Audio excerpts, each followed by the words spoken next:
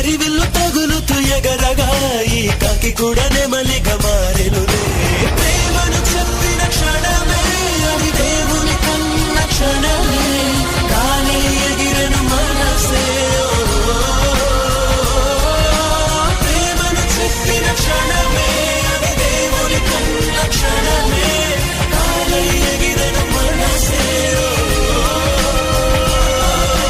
చిగిరిదుమిగితే నింగి తగిలిను పదములు రెండు పక్షులాయను వేళ్ళ చివ